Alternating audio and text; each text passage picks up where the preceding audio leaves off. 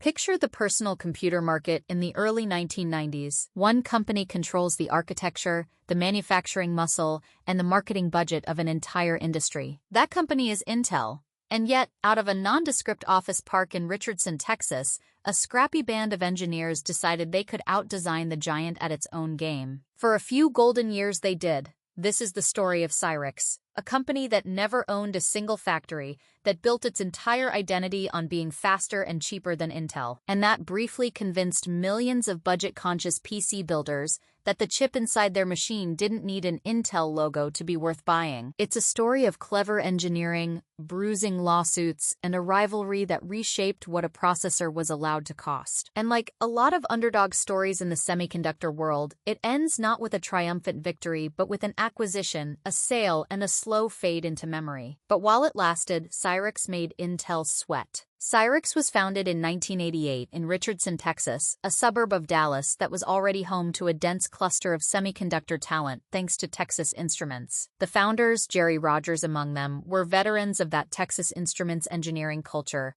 and they set out to build a company that could compete in silicon without the deep pockets of a giant like Intel. The exact roster of founders and the earliest internal decisions are murky in places, as is common with small startups whose early paperwork simply wasn't built for history books. But the strategic logic of their first move was clear enough. Rather than attacking Intel's flagship processors head-on, Cyrix started with math coprocessors, the specialized chips that handled floating-point calculations Intel's own CPUs of that era couldn't do efficiently on their own. It was a smaller, more approachable battlefield, one where a lean team could actually win. That bet paid off. Cyrix's FasMath coprocessors, designed to slot in alongside Intel's 286 and 386 processors, quickly built a reputation for outperforming Intel's own math coprocessors, and doing it for less money. For budget-minded system builders and hobbyists, that combination was irresistible. But the real trick wasn't just clever circuit design. It was business model. Cyrix was fabless, meaning it didn't own manufacturing plants at all. Instead, it designed chips and paid partners like Texas Instruments and later the European firm SGS Thomson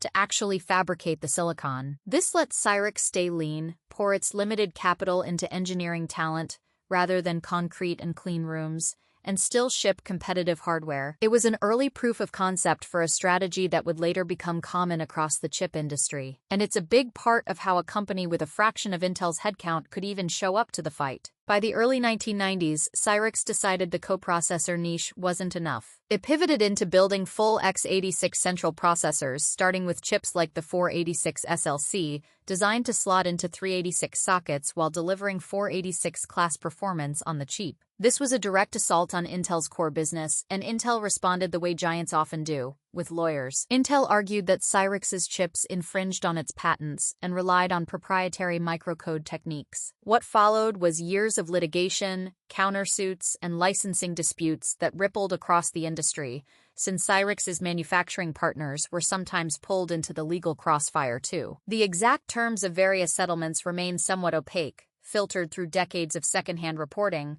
but the broad outcome is clear enough. Cyrix secured enough legal breathing room to keep building x86-compatible chips, and in doing so, it helped establish the principle that Intel's dominance over the x86 instruction set had real enforceable limits. That legal breathing room set the stage for Cyrix's finest hour. The 6x86, sometimes called the M1, launched in the mid-1990s. It was a genuine hit. On integer performance, the kind of workload that ran spreadsheets, word processors, and everyday productivity software, the 6x86 could outpace Intel's Pentium at a lower price point. And Cyrix marketed it using performance ratings designed to make that comparison unmistakable to shoppers. For budget PC builders, it was a golden age. You could build a genuinely fast machine without paying the Intel premium. But the chip had a real weakness. Its floating point unit lagged behind Intel's. And as the mid-1990s gave way to a wave of 3D games and multimedia applications that leaned hard on floating-point math, that weakness became impossible to ignore. Cyrix had built the right chip for the market of 1995, but the market was about to change beneath its feet. Intel didn't stand still. The Pentium, and then the Pentium with MMX extensions, pushed performance and multimedia capability forward, backed by a fabrication budget Cyrix simply couldn't match. Meanwhile, a different rival was emerging as the real long-term threat: AMD. Unlike Cyrix, AMD had its own fabrication plants and, crucially, deeper pockets and a broader product roadmap, which let it absorb the punches of a fabless rival's business model without folding. Cyrix found itself squeezed from both directions, undercut on cutting-edge performance by Intel and out-resourced on manufacturing scale by AMD. Keeping pace meant constantly shrinking process nodes and funding new chip designs, and that kind of research and development treadmill favors companies with billions in revenue, not a mid-sized Texas outfit living off partner-fabricated silicon. The gap that had once been Cyrix's opportunity was starting to close. In 1997, Cyrix was acquired by National Semiconductor, a larger chipmaker looking to diversify into the PC processor market. On paper, the logic made some sense. National had manufacturing capacity Cyrix could use directly, potentially solving the fabless bottleneck once and for all. In practice, the marriage proved awkward. National Semiconductor's core businesses were built around analog and mixed-signal chips, not the cutthroat, fast-moving world of x86 desktop processors. And integrating Cyrix's design culture into that structure didn't go smoothly. Strategy shifted toward low-power and integrated designs, most notably the Media GX, a chip that combined processor, graphics, and audio functions aimed at ultra-low-cost PCs. It was a clever niche play, anticipating the value of integrated low-power designs years before that became an industry-wide obsession. But it also signaled that Cyrix was stepping back from the high-performance desktop fight it had once picked with Intel directly. The retreat continued.